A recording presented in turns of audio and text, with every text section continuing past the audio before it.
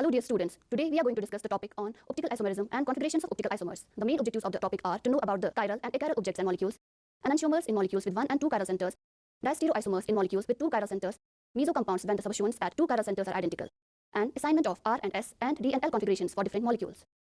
Now a brief introduction about stereoisomers. Stereoisomers are the isomers which have same connectivity of bonds but differ in the relative position of their atoms in space. Stereoisomers are different molecules and cannot be interconverted without breaking a bond somewhere in the molecule. Hence, we can say that stereoisomers have different configurations. Hence, configurational isomers are the isomers having the same connectivity of atoms but have different three-dimensional arrangement of atoms or groups in space. Configurations of molecules cannot be changed unless bonds are broken. Configurational isomers can be divided into two types: geometrical isomers and optical isomers. Now, optical isomerism. It has been observed that certain compounds have a remarkable power of rotating the plane polarizer light towards right or towards left. The phenomenon of rotating the plane polarizer light is known as optical activity, and the compounds exhibiting this property are known as optically active compounds. In other words, compounds which have similar chemical and physical properties and differ only in their behavior towards plane polarizer light are known as optical isomers, and the phenomenon is called optical isomerism. Plane polarizer light. Ordinary light consists of light waves of different wavelengths. A beam of monochromatic light refers to the light of single wavelength. Under ordinary conditions, the light waves oscillate in infinite number of planes passing through the line of propagation at right angle. When this light is passed through a Nicol prism, its vibrations in all planes except one are either rejected or absorbed, and thus the emergent beam vibrates only in one direction. Such type of light whose vibrations occur only in one plane is known as plane polarizer light, and the phenomenon is known as polarization. When plane polarizer light is passed through certain substances or their solution, its plane of polarization is rotated either towards right or towards left by certain angle. Those substances which rotate the plane polarizer light are known as optically active, and the phenomenon is known as optical activity. Those substances which rotate the plane polarizer light towards right are known as dextrorotatory, indicated by D or plus, and those which rotate the plane polarizer light towards left are called levorotatory, designated as L or minus. The extent or angle of rotation of the plane polarizer light or optical activity of a substance is measured in an instrument known as polarimeter. Now, principle of polarimeter. When a plane polarizer light is passed through another Nicol prism whose axis is oriented exactly in the same way as the first, the beam emerges out as such. On the other hand, if the axis of second Nicol prism is perpendicular to the first, the light is totally cut off and nothing is visible on the side of a second Nicol prism because polarization of the two prisms are crossing each other at right angles. The principle has been applied in designing a polarimeter. The two prisms called as polarizer and analyzer. A space is provided between the two Nicol prisms for inserting a tube. The tube is filled with a liquid or solution whose optical activity is to be studied. Now, specific rotation. The measurement of optical activity is reported in terms of specific rotation, which is constant for same compound under the same conditions. Specific rotation may be defined as observed rotation when the plane polarizer light is passed through 1 decimeter of a solution having concentration of 1 gram per millimeter.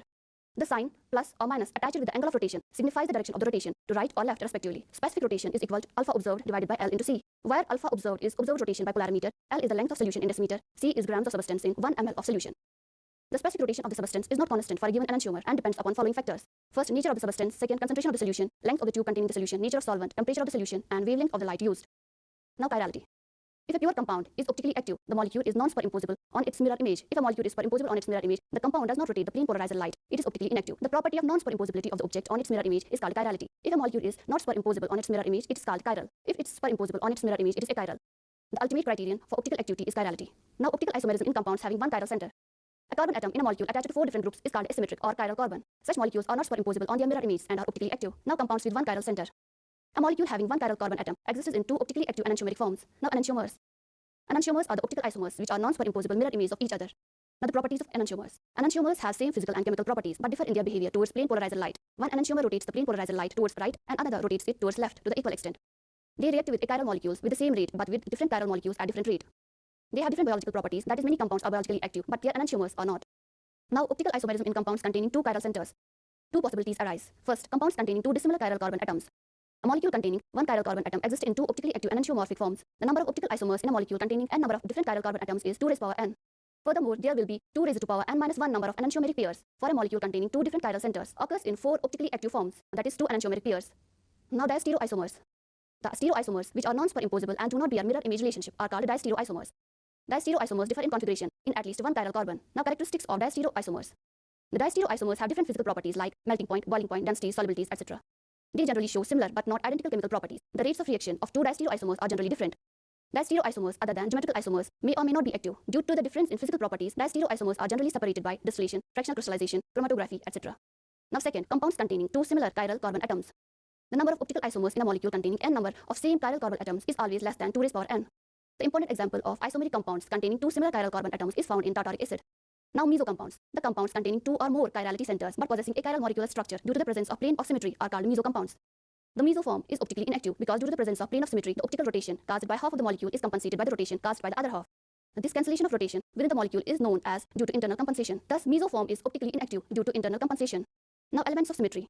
Necessary condition for chirality is not just the presence of chiral carbon or asymmetric carbon atom but the asymmetry of the molecule as a whole. A molecule as a whole is asymmetric if it does not possess any element of symmetry, such as plane of symmetry, center of symmetry, axis of symmetry, and alternating axes of symmetry. First one, plane of symmetry. A plane of symmetry, also called mirror plane, is a plane passing through an object such that the part on one side of the plane is the exact reflection on the part of other side. Tartaric acid is optically inactive due to the presence of plane of symmetry. Now second, a center of symmetry is a point within an object such that straight line drawn from any part or element of the object to the center and extended an equal distance on the other side encounters an equal part of element. 2,4-dimethyl cyclobutane 1,3-dicarbonylic acid possesses a center of symmetry. Third, an alternating axis of symmetry. It's an axis such that when an object containing such an axis is rotated by 360 by n about the axis, and then the reflection is affected across a plane at right angles to the axis, a new object is obtained that is indistinguishable from the original one. 1,2,3,4-tetramethyl cyclobutane is optically inactive due to the presence of fourfold alternating axes of symmetry. Now configuration. The arrangement of groups or atoms around the asymmetric center is called a configuration. There is no relationship between sign of rotation and configuration of an enantiomer, because a compound and its derivative having same configuration may have different sign of rotation. For example, lactic acid and its ester having the same configuration possesses opposite sign of rotation. Now relative configuration, D and L nomenclature. Before 1951, there was no method for determining the absolute configuration of a compound. Rozanov proposed that a compound be chosen as a standard and configuration be arbitrarily assigned to it. The compound chosen was glyceraldehyde, and its plus isomer was assigned the configuration and given the label D. The mirror image minus isomer was given the configuration L.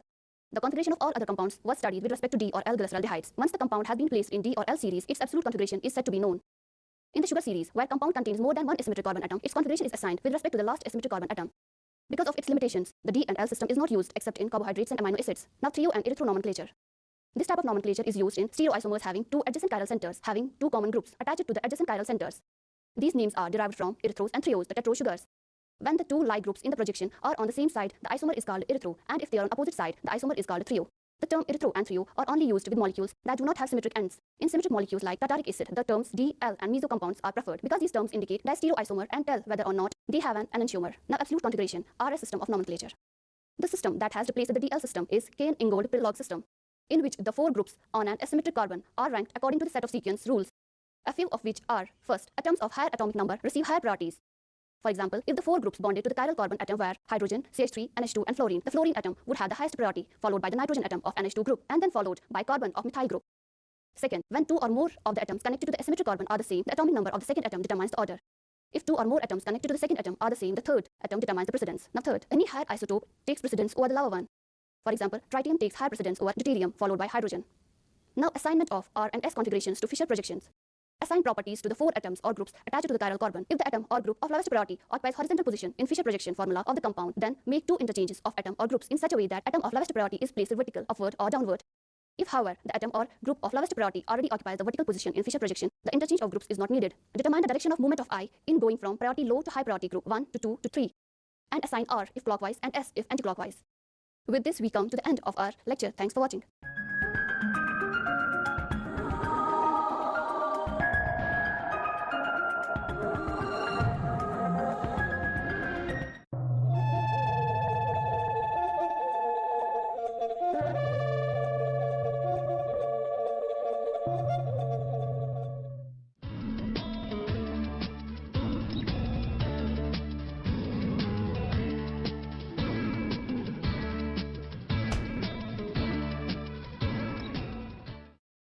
Hello.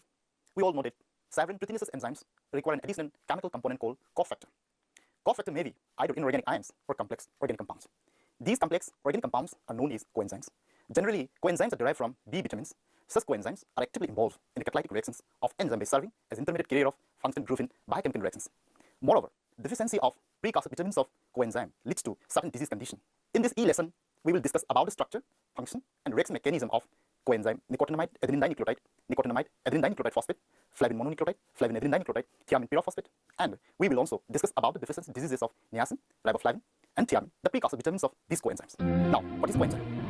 We know a number of proteinaceous enzymes require an additional chemical component called cofactor other than their amino acid residues. Such cofactor containing enzyme is known as holoenzyme.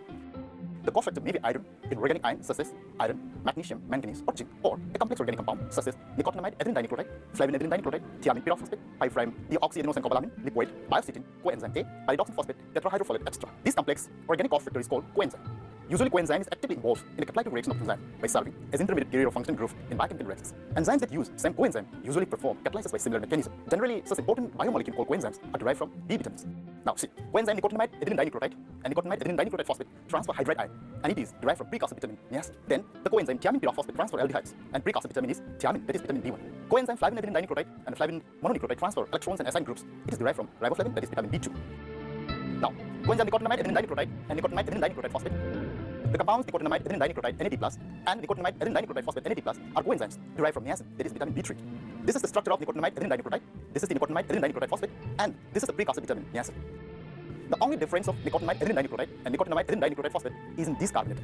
In the nicotinamide adenine dinucleotide, it is linked with an OH group, but in the nicotinamide adenine dinucleotide phosphate, the OH group, that is hydroxyl group, is replaced by a phosphate group. Then the function of nicotinamide adenine dinucleotide and nicotinamide adenine dinucleotide phosphate. Nicotinamide adenine dinucleotide and nicotinamide adenine dinucleotide phosphate serve as a coenzyme for different types of enzymes catalyzing the hydrate transfer reactions. Enzyme alcohol dehydrogenase, malate dehydrogenase, homoserine dehydrogenase are examples of nicotinamide adenine dinucleotide containing enzymes. Reaction mechanism. Enzymes with nicotinamide coenzyme carry out hydrate transfer reactions. All the biochemical reactions involving these coenzymes are two electron transfer. A general reaction of NAD-dependent dehydrogenase is NAD+ and substrate BH2 reacts to form one molecule of NADase, one proton, and product B. This is a reaction catalyzed by enzyme alcohol dehydrogenase. The enzyme converts ethanol into acetaldehyde by following an order single displacement mechanism. Alcohol dehydrogenase is a stereospecific enzyme. It removes hydrogen from the pro-R position of ethanol and transfers to the pro-R position of NADase. This reaction proceeds by proton transfer to water, followed by hydrate transfer to NAD+. In the active site of alcohol dehydrogenase, the serine 48 accepts the proton from the alcohol substrate, and the substrate pro-R hydrogen is poised above the NAD+ ring prior to hydrate transfer. Enzymes requiring nicotinamide coenzymes are stereospecific and transfer hydrate to either pro-R or pro-S position selectively.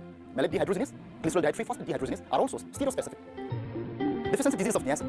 Deficiency disease of niacin, pellagra, characterized by photosensitive dermatitis, is a deficiency disease of niacin, a precursor vitamin of nicotinamide coenzymes. As the condition progresses, there is a dementia and possibly diarrhea. Untreated pellagra is a fatal. Niacin has been used to treat hyperlipidemia, but excess intake of both niacin and its derivative nicotinamide, that is around 500 mg per day, cause liver damage. Next, coenzyme flavin mononucleotide and flavin adenine dinucleotide. Flavin mononucleotide and flavin adenine dinucleotide are the coenzymes derived from riboflavin, that is vitamin B2. Flavoproteins, which contain tightly bound flavin mononucleotide or flavin adenine dinucleotide as prosthetic group, participate in one or two electron transfer reactions. This is the structure of coenzyme flavin mononucleotide. It is a flavin adenine dinucleotide, and this is riboflavin, vitamin B2, the precursor of coenzyme flavin mononucleotide and flavin adenine dinucleotide. Then, the function of flavin mononucleotide and flavin adenine dinucleotide coenzymes. Flavoproteins containing tightly bound flavin mononucleotide or flavin adenine dinucleotide as prosthetic group catalyzes one or two electron transfer oxidation reduction reactions using these flavin nucleotide as coenzyme. Enzyme succinate dehydrogenase, acyl-CoA dehydrogenase, thioredoxin reductase are FAD containing flavoproteins. Then the enzyme NADase dehydrogenase, glycolate oxidase are flavin mononucleotide containing flavoproteins. Now the reaction mechanism. The fused ring structure of flavin nucleotides, known as isoallosarin ring, undergoes reversible reduction, accepting either one or two electrons in the form of one or two hydrogen atoms from a reduced substrate. The fully reduced forms are abbreviated as FADH2 and FMNH2. When a fully oxidized flavin nucleotide accepts one electron, there is one hydrogen atom. The semi-equivalent form of the isoallosarin ring is produced. These are abbreviated as FADH is a free radical and FMNI is a free radical. In a succinate dehydrogenase reaction, succinate is oxidized to fumarate and FAD is reduced to FADH2 by this flavoprotein succinate dehydrogenase enzyme. Deficiency disease of riboflavin. Riboflavin, a precursor vitamin of flavin mononucleotide and flavin adenine dinucleotide coenzymes, is centrally involved in the lipid carbohydrate metabolism. Its deficiency is widespread, but not fatal, because there is a very efficient conservation of tissue riboflavin. Deficiency is characterized by callosis, desquamation, and inflammation of the tongue, and a seborrheic dermatitis. Next is the coenzyme thiamine pyrophosphate. Thiamine pyrophosphate TPP is a coenzyme derived from thiamine, that is vitamin B1. This is the structure of thiamine pyrophosphate, and it is thiamine, vitamin B1, the precursor of the coenzyme thiamine pyrophosphate. Function of thiamine pyrophosphate. Thiamine pyrophosphate plays an important role in the chemical rearrangement in FUIs. An activated aldehyde group is transferred from one carbon atom to another, as well as it has an important role in cleavage of bonds as akin to a carbonyl group, such as decarboxylation of alpha ketoacids. Pyruvate decarboxylase, which catalyzes the decarboxylation of pyruvate to acetaldehyde, requires a tightly bound coenzyme thiamine pyrophosphate. Then the reaction mechanism. In this reaction of pyruvate decarboxylase enzyme, the tungsten part of thiamine pyrophosphate, the thiazolium ring, has a relatively acidic proton at carbon number 2. Loss of this proton produces a carbanion, that is, the active species in the thiamine pyrophosphate dependent reactions. The carbanion readily acts to carbonyl groups, and the thiazolium ring is thereby positioned to act as an electron sink that greatly facilitates decarboxylation. Deficiency disease of thiamine. Deficiency of thiamine, precursor vitamin of thiamine pyrophosphate, can result in different syndromes like peripheral neuritis, beriberi, heart failure, etc. So now we can conclude that there are numerous proteinaceous holoenzymes that require an additional chemical component, either inorganic ion or a complex organic compound. Usually such complex organic compound, known as coenzyme, is actively involved in the catalytic reaction of the enzyme. It serves as an intermediate carrier of functional group. Coenzyme nicotinamide adenine dinucleotide, nicotinamide adenine dinucleotide phosphate transfer hydrogen ions. Flavin mononucleotide, flavin adenine dinucleotide are important for transferring one or two electrons. And thiamine pyrophosphate transfer aldehyde. As most of the coenzymes, including coenzyme nicotinamide adenine dinucleotide, nicotinamide adenine dinucleotide phosphate, flavin mononucleotide, flavin adenine dinucleotide, and thiamine pyrophosphate are derived from B vitamins. So, deficiency of such precursor vitamins disturbs reactions catalyzed by the coenzyme dependent enzymes and consequently leads to various disease conditions. Thank you.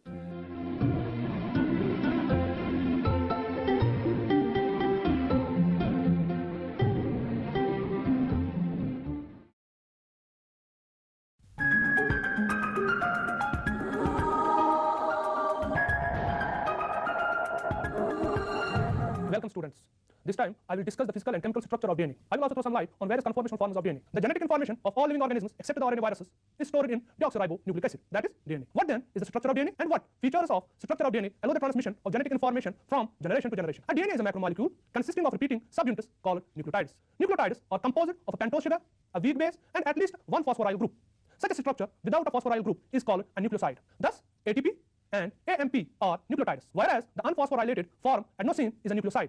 In nucleotides, pentose sugar is in the beta-furanase form, that is, in a closed 5-member ring. In DNA, the pentose sugar is 2'-deoxy-D-ribose, or simply deoxyribose, which is the reason for the name deoxyribose nucleic acid. The oxygen atom present at the second carbon of ribose is missing in deoxyribose. Hence, it is named 2'-deoxyribose. The position of carbon atoms of pentose sugars are denoted as 1', 2', 3', 4', and 5', in order to differentiate them from the corresponding positions in DNA bases, which are not marked by a prime.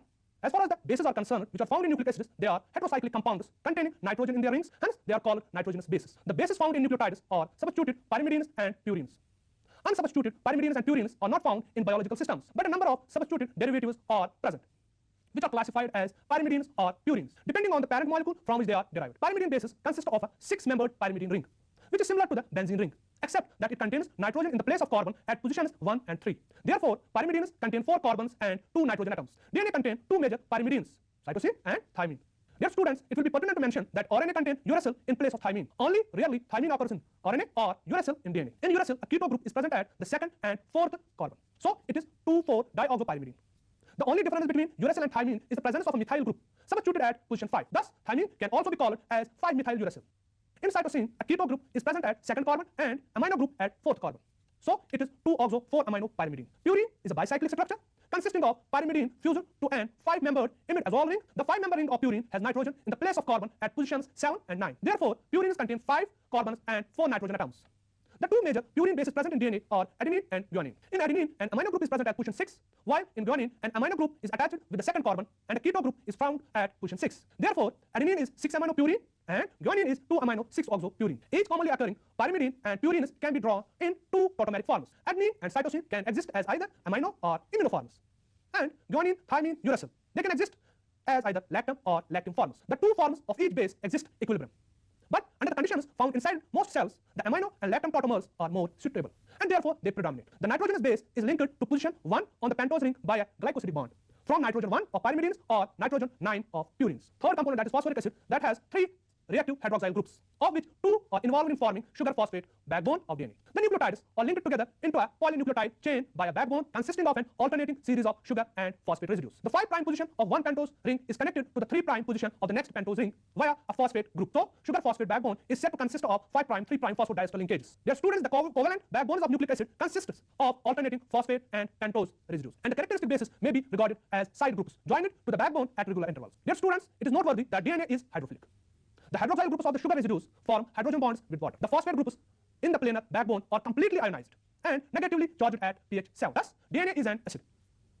These negative charges are generally neutralized by ionic interactions with positive charges on proteins, metal ions, and polyamines. All the phosphodiester linkages in DNA strands have the same orientation, giving each linear nucleic acid strand a specific polarity. The terminal nucleotide at one end of the chain has a free 5' group, and the terminal nucleotide at the other end has free 3' group. It is conventional to write nucleic acid sequence in the 5', 3' direction. That is, from the 5 terminus at the left to the 3' terminus at the right. When DNA is broken into its constituent nucleotides, the cleavage may take place on either side of the phosphodiester bond. Depending on the circumstances, nucleotides have their phosphate group attached to either the 5' or the 3' position of the pentose. Therefore, the 2 types of nucleotides released from nucleic acids are nucleoside 3' monophosphates and nucleoside 5' monophosphates. It is sometimes useful to describe nucleic acid structure in terms of increase in levels of complexity, like primary, secondary, and tertiary. As far as the primary structure is concerned, it is covalent structure and nucleotide sequence. Any regular stable structure taken up by some or all the nucleotides in a nucleic acid can be referred to as secondary structure. The complex folding of large chromosomes within the bacterial nucleotide and eukaryotic chromatin is generally considered tertiary structure. Dear students, the deoxyribonucleotides and their ability to form polynucleotides were discovered by Levine in 1931. But Levine postulated that the 4 deoxyribonucleotides occurred in a regularly repeated tetranucleotide sequence, like adenine, guanine, cytosine, thymine. Then again, adenine, guanine, cytosine, thymine, and so on. However, chemical analysis of DNA of different species by Erwin Chargaff during 1940s clearly demonstrated that in all DNAs, regardless of the species, the number of adenine residues is equal to the number of thymine residues, and the number of guanine residues is equal to the number of cytosine residues. From these relationships, it follows that the sum of purine residues equals the sum of pyrimidine residues. That is, sum of adenine and guanine equals to the sum of thymine and cytosine. Therefore, in no case the quantities of all the 4 bases were equal. which would be expected on the basis of Levin's assumption. Dear student, the breakthrough in the history of science came with the discovery of physical structure of the DNA molecule by James Watson and Francis Crick. In 1953, they proposed the double helix model of DNA, which soon became universally accepted. Three notions converged in the construction of the three-dimensional model of DNA, proposed by Watson and Crick. Number one, X-ray diffraction data carried out by Francis Wilkin showed that DNA has the form of a regular helix, making a complete turn after every 3.4 nanometer with a diameter of approximately 2 nanometer. The distance between adjacent nucleotides is 0.34 nanometer. So there must be 10 nucleotides per turn. Number two, the density of DNA suggested that the helix must contain 2 polynucleotide chains. The constant diameter of the helix predicted from the density can be explained if the bases in each chain face inward and are restricted, so that a purine is always opposite a pyrimidine, avoiding purine-purine or pyrimidine-pyrimidine partnership. Number third, irrespective of the actual amounts of each base, the proportion of guanine is always the same as the proportion of cytosine in DNA, and the proportion of adenine is always the same as that of thymine, which was carried out by Erwin Chargaff. I already discussed it. Thus, the composition of any DNA can be described by the proportion of its base, that is guanine plus cytosine, which ranges from 26% to 74% for different species. The double helix model proposed by Watson and Crick consists of 2 helical DNA chains coiled around the same axis to form a right-handed duplex. The hydrophilic backbone of alternating deoxyribose and negatively charged phosphate groups are on the outer side of the double helix, facing the surrounding water. The purines and pyrimidine bases of both strands are stacked inside the double helix, with their hydrophobic and nearly planar in structures very close together and perpendicular to the long axis of the helix. The special relationship between these strands creates a major or larger groove and minor or smaller groove between the two strands. In the Watson-Crick structure, the two strands of the helix are antiparallel.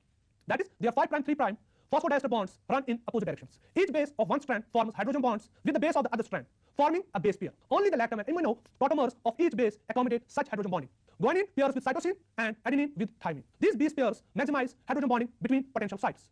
Accordingly, guanine-cytosine base pairs have 3 hydrogen bonds, and adenine-thymine base pairs have 2. This feature of double-stranded DNA accounts for Chargaff's earlier discovery that the ratio of adenine to thymine and guanine to cytosine is 1:1 for a wide diversity of DNA molecules. Because adenine in one strand pairs with thymine in the other and guanine pairs with cytosine, the strands are complementary and can serve as a template for each other. During replication, the two strands of the DNA molecule uncoil, and the unpaired bases in the single strand region of the two strands bind with their complementary bases present in the cytoplasm as nucleotides. These nucleotides become joined by phosphodiester linkages, generating complementary strands of the older ones. This provides for almost error-free, high-fidelity replication of the genetic material. To account for the periodicities observed in the X-ray diffraction pattern, Watson and Crick used molecular models to show that the vertically stacked bases inside the double helix would be 0.34 nanometer apart, and that the secondary repeat distance of about 3.4 nanometer could be accounted for by the presence of 10 nucleotide residues in each complete turn of the double helix. As already discussed, the DNA double helix of duplex is held together by 2 sets of forces. Number one, hydrogen bonding between complementary bases, and base stacking interaction. The specificity that maintains a given base sequence in each DNA strand is contributed entirely by the hydrogen bonding between the base pairs. The base stacking interactions, which are largely non-specific with respect to their identity of the stacked bases, make the major contribution to the stability of the double helix. Under physiological conditions, double-stranded DNA is more stable than our separated DNA strands. Consequently, duplex DNA predominates in vivo. Sometimes, however, the structure of DNA can be disrupted, as occurs during DNA replication and transcription. Complete unwinding of the duplex and separation of the complementary single strands is called denaturation. Denaturation occurs only in vitro. Double-stranded DNA can be disrupted when solutions of DNA are heated above a certain temperature, or when sufficient concentrations of pleiotropic agents like urea are added. Dear students, deoxyribonucleic acid is a remarkably flexible molecule. Considerable rotation is possible around a number of bonds in the sugar phosphate backbone. DNA can assume different conformations under different physical conditions. The Watson-Crick structure is also referred to as B-form DNA. This form shows right-hand coiling and contains 10.5 base pairs per pitch or turn instead of 10.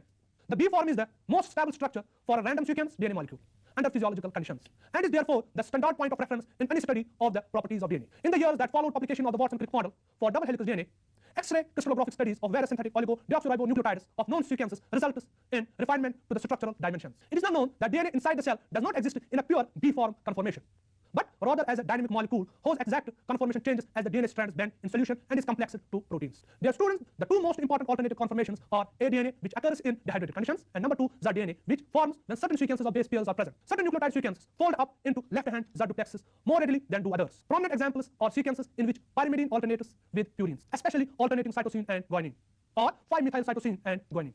A-form DNA is also right-handed duplex, but the rise per base pair is 0.23 nanometer, and the number of base pairs per helical turn is 11. A-DNA is more tightly wound than B-DNA, and the difference between the major and minor grooves are reduced. As far as the Z-DNA is concerned, it is even more different from B-DNA. There are no grooves, and the helix shows left-hand coiling. There are 12 base pairs per helical turn, with the rise of 0.38 nanometer per base pair. In Z-DNA, the sugar phosphate backbone follows a zigzagged path, giving it its name Z-DNA. Dear students, I hope you might have understood the physical and chemical nature of DNA. Also, you might have understood the features that enable this micromolecule to transmit the genetic information from one generation to another. Thank you very much.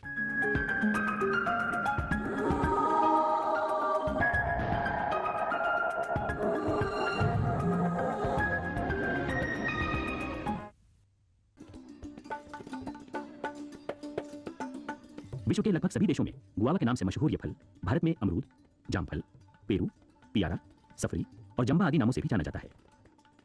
Cerium guava नामक वानस्पतिक नाम वाला यह पौधा Myrtaceae कुल का सदस्य है। इस कुल के अन्य सदस्य जामुन, नीलगिरी और बॉटल ब्रश हैं। अमरूद विश्व के लगभग सभी देशों में उगाया जाता है। इसके मुख्य उत्पादक देश फिजी, हवाई, ब्राजील, अमेरिका और भारत हैं।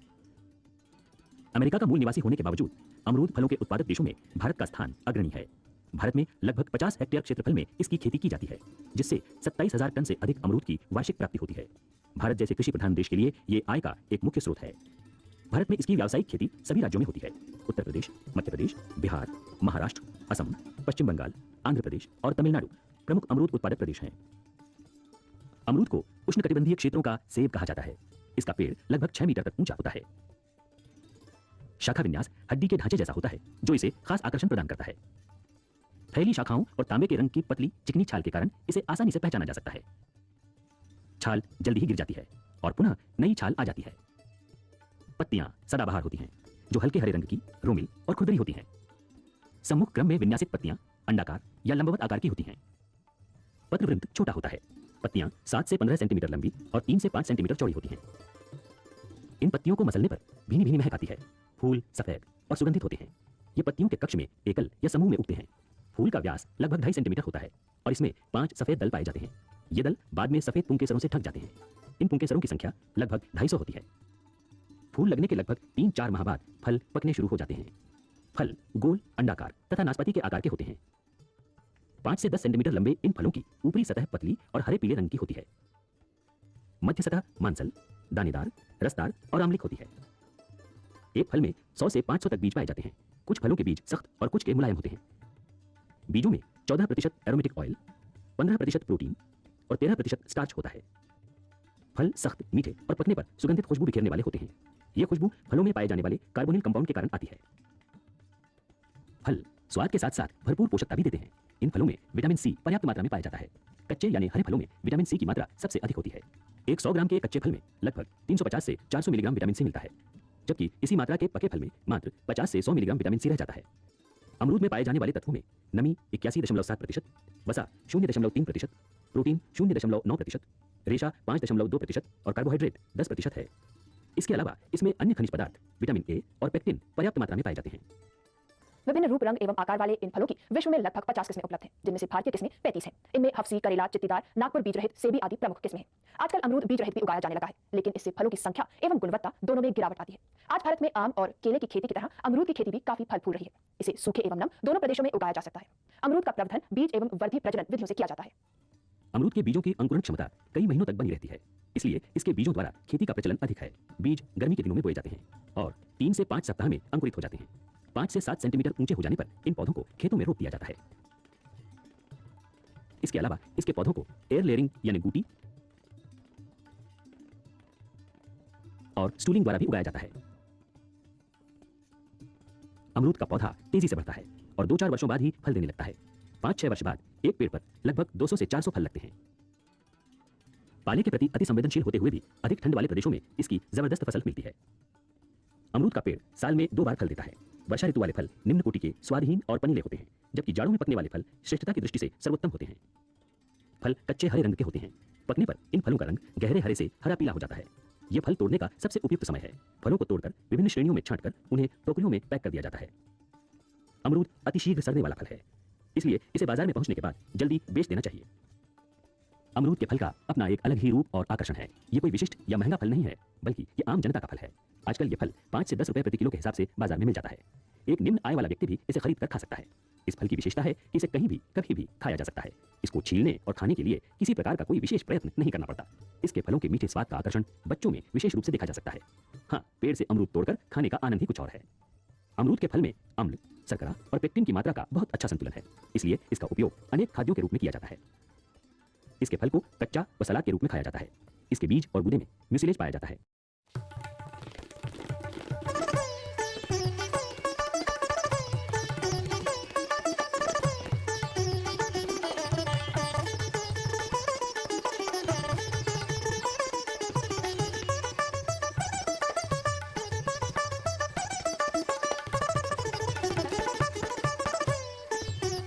Dear students, today I will be talking about form blood cells. There are three main form blood cells: RBC, platelets, and WBC. These are platelets. They are 1 to 3 micron in size. There is no nucleus, and they are granular. Another cell is RBC, which is larger. It is 7 micron in size. It is biconcave in 3-dimensional view. In 2-dimensional view, as it is seen in this slide, has a central pale area surrounded by pink area. The third cell is WBC. WBCs are divided into two: granular cells and agranular cells. Granular cells are three types: neutrophil, eosinophil, and basophil. This cell is neutrophil, which has nucleus with lobes. Lobes are connected by thin chromatin, and there are granules inside the cell. Other granular cells are eosinophil. Usually eosinophil is bilobe. It can have more than 2 lobes. As seen here, there are 3 lobes. Granules are large compared to neutrophil, and they are dirty orange in color. The third granular cell is basophil. Basophils are 1 to 2% in peripheral blood. They have large basophilic granules. Granules cover and overlap the nucleus also, and that's why nuclear characteristics are not well seen. Agranular cells are 3 types: monocyte, plasma cell, and lymphocyte. This slide shows monocyte. Monocyte is a kidney-shaped nucleus or bean-shaped nucleus. In 2-dimensional view, sometimes it looks irregular like this. Plasma is agranular and it is blue in color. Lymphocytes are of 2 types. This slide shows a small lymphocyte. Small lymphocyte may have very little cytoplasm. It may be seen around the periphery of the lymphocyte. Mainly it is occupied by the nucleus. Large lymphocyte has abundant cytoplasm. Some of the large lymphocytes have few granules. They are called large granular lymphocyte, and they are natural killer cells. B lymphocyte, one type of lymphocyte. It converts into plasma cell when lymphocyte is activated. A plasma cell produces immunoglobulin. It has eccentric nucleus, and there is light color around the nucleus, which is called perinuclear halo. Cytoplasm is blue, and it is agranular. Production of cells is in different organs at different stages of the development. First production of cells takes place in a structure called yolk cell, which is in the fetus. This is primary hematopoiesis, and primary hematopoiesis is temporary, which is replaced by definitive hematopoiesis later on. It occurs between day 19 to week 8, and it produces only RBCs, macrophages, and platelets. There is no production of WBC. WBC production takes place later on. That is called definitive hematopoiesis. Definitive hematopoiesis starts from day 20 onwards, and then it is active throughout the life. It produces all the cells. It starts from mesodermal tissue of aorta, gonad, and mesonephros. The cells, they migrate and seed the liver in initial part of fetal life, and then in the bone marrow, which is active in hematopoiesis throughout the life. This diagram shows the development of all these cells. All these WBCs, and in fact all the cells, they are produced by pluripotent stem cell. These cells have capacity of self-renewal, and they differentiate into all the cells. When they commit of producing hematopoietic cells, they are called committed hematopoietic cells. Another name is CFUS, which stands for colony forming unit. They produce different progenitor cells. When they produce myeloid progenitor cell, these cells form either monoblast or myeloblast or dendritic progenitor cell. Dendritic progenitor cell then migrates to the lymphoid tissue, which we'll discuss in next slide. Monoblast matures into monocyte, which goes to the blood and circulates there. Myeloblast forms band form. There are intermediate stages also that we'll discuss in next slides. Band form then goes to the blood, and it forms either neutrophil or eosinophil or basophil. Erythro-MK progenitor cell produces 2 cells, proerythroblast or megakaryoblast. Megakaryoblast forms megakaryocyte, which forms platelets, and platelets then go to the blood and they circulate there. Proerythroblast, through various stages of development, produces reticulocyte. These stages of development we'll discuss in next slide. Reticulocyte count then goes to the blood and it circulates there and then matures into RBC. Lymphoid progenitor cell does not divide or does not produce any cell in the bone marrow. It migrates to the lymphoid tissue and then matures there further, which we will discuss in next slides. Monocyte from the bone marrow comes to the blood and circulates there. As we have discussed, band form forms either neutrophil, eosinophil or basophil in the peripheral blood. Reticulocyte from the bone marrow comes to the blood and matures into erythrocyte. Reticulocyte, before they mature into erythrocyte, they remain in the spleen for 1 to 2 days and then they mature into erythrocyte. Some of the cells, they mature and divide in lymphoid tissue. As for example, lymphoid progenitor cell, they migrate in the lymphoid tissue. They either produce B cell progenitor cell or T cell progenitor cell. T cell progenitor cell forms T cell, which goes to the blood and circulates there. B cell progenitor cell produces B cell, which converts into plasma cell. Plasma cell remains in the lymphoid tissue or it migrates in the peripheral blood. Now we'll discuss about RBC production. As we have seen before, pluripotent stem cell or CFUS forms BFUE, which is burst forming unit E, which then forms CFUE, which is colony forming unit E. It produces proerythroblast. From proerythroblast onward, we can identify the cell under the light microscope. CFUE, BFUE, and CFUS cannot be identified in the microscope. It requires special test and special assays for that. Proerythroblast has large nucleus with open chromatin, agranular blue cytoplasm. This cell divides and matures into basophilic erythroblast. Basophilic erythroblast has very deep blue cytoplasm. It also has nucleoli like proerythroblast. As cell matures, the size of the nucleus decreases. It becomes more clumped till it is shaded in the reticulocyte. As cell matures, hemoglobin production also increases, and so the color of the cytoplasm from deep blue, it changes to pink. Polychromatic erythroblast has hemoglobin as well as messenger RNA, which gives blue color, and because of this mixture, it is the color of the cytoplasm is not deep blue or red, it is in between. That's why it is called polychromatic erythroblast. Orthochromatic erythroblast has pink cytoplasm because there is abundant hemoglobin in the cytoplasm. When nucleus is shaded from the cell, it becomes reticulocyte. Reticulocyte has remnant of messenger RNA, which picks up basic stain. One of the basic dye is brilliant crescite blue. Reticulocyte then matures into RBC. RBC is biconcave, and that's why there is depression seen here. RBC contains hemoglobin. Hemoglobin structure is shown in this diagram. It has 2 alpha chains, they are protein chains. There are 2 beta chains, again they are protein chains. And there is heme, which is attached to these chains. Heme contains iron. There are various hemoglobins in a human. Predominant hemoglobin in an adult is called adult hemoglobin, which is alpha 2, beta 2. predominant hemoglobin in a newborn is fetal hemoglobin, is called HbF. It is around 80%. It is gradually replaced by adult hemoglobin because in a fetus and in a newborn there is predominant gamma chain. The production shifts to beta chain and there is decreased production of gamma chain later on. 1-year-old child acquires adult pattern, and so fetal hemoglobin is low. Fetal hemoglobin is low, which is 80% to begin with. HbA2 is a small percentage, which is alpha 2, delta 2. All these chains are produced by various genes. There are two clusters. One is alpha gene cluster, which is on chromosome 16. There is beta gene cluster on chromosome 11. There are certain genes which are present, but they are functionally not active and there is no end product to it. They are called pseudogenes. As we have discussed before, RBC in 3-dimensional view is dumbbell shape, but when looked under the microscope, it is 2-dimensional view, and so it is seen as round structure. There is central pallor because RBC is dumbbell shape or biconcave, and so in the center hemoglobin is less than in the periphery, and because hemoglobin is less, there is central pallor surrounded by pink color, which is hemoglobin. There are various hemoglobin disorders where hemoglobin production decreases. One of them is iron deficiency. Here RBCs are smaller in size, they are called microcyte, and the central pallor increases because hemoglobin per RBC is low, and that is called hypochromic RBC. Thalassemia is another hemoglobin disorder where there is production problem in beta globin because of mutation in beta gene. If it is affecting alpha gene, it is called alpha thalassemia. If it affects beta gene, it is called beta thalassemia. In this, there is a decreased RBC lifespan, which is called hemolysis, and so there is decrease in hemoglobin. There are various types of abnormal RBCs which are present in thalassemia. Some of them are shown here. This RBC is spherocyte. There is no central pallor because it is a ball-like structure and it is not biconcave. This is called target cell because it resembles a target of shooting range. There is hemoglobin here, followed by pale area, and again there is a ring of hemoglobin. There are various RBCs which are broken down. They are called fragmented RBC. And this occurs because there is hemolysis of the RBC in thalassemia. These two cells are slightly blue compared to the normal RBC. This is because these cells are reticulocyte and they have messenger RNA, that's why they are blue, and they are called polychromatic RBCs. Another disorder of hemoglobin is sickle cell disorder, where there is a mutation in beta globin, and so there is defective beta globin chain, and so the shape of the RBC changes from normal round RBC to a shape which is resembling sickle, and that's why the name is sickle cell disease. Structure of the RBC is maintained by the proteins present in the RBC membrane. There are various proteins. Two important proteins are ankyrin and spectrin, and they are responsible for a biconcave shape of RBC. When there is defect in the production of one of the protein, the shape of the RBC changes. We have seen different shapes in previous slides. This slide shows elongated cell, which is called elliptocyte. Energy to the RBC comes from glucose. Glucose is metabolized in the RBC by two pathways. One is anaerobic glycolysis and second is aerobic glycolysis. 90% of energy comes from anaerobic glycolysis, and 2 ATPs are produced when one molecule of glucose is processed. In condition of stress and when glucose is not available, then pentose phosphate pathway becomes active and can produce 90% of RBC energy. One of the end product of this pathway is ribose phosphate, which is utilized for nucleotide synthesis. In pentose phosphate pathway, NADPH is produced, which protects the cell against oxidative stress. The enzyme, one of the enzymes responsible for pentose phosphate pathway is G6PD. Whenever this enzyme is deficient, RBC survival is affected. It leads to hemolysis. In anaerobic glycolysis, there is another shunt which is called Rapoport shunt, which produces 2,3-DPG, and 2,3-DPG is responsible for regulating oxygen affinity of hemoglobin, and because of that, it prevents tissue hypoxia. Now we'll discuss production of granulocyte. Granulocytes are 3: neutrophil, eosinophil, and basophil. The development starts from myeloblast. Myeloblast has large nucleus, single nucleoli. All blasts have nucleoli. Cytoplasm is agranular and blue. It divides and matures into promyelocyte, where primary granules appear, and that's why cytoplasm is granular. Promyelocyte matures into myelocyte. Nucleus is slightly small. There is no nucleoli in light microscopy, although it is present. Whenever there is indentation in the nucleus of the myelocyte, it becomes metamyelocyte. We can see indentation here. When this indentation increases, the shape of the nucleus becomes like C-shape or horseshoe shape. That is called band form.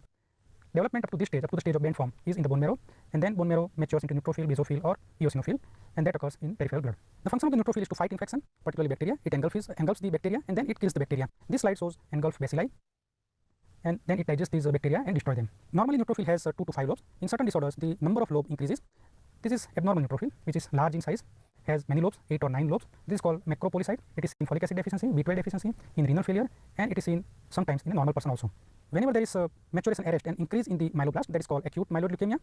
All these are blasts with prominent nucleoli, and there is a rod-like structure in this cell as well as in this cell. These are called OR rods, and OR rods are pathognomonic of myeloblast. They are not seen in other blasts, as for example lymphoblast or megakaryoblast or proerythroblast.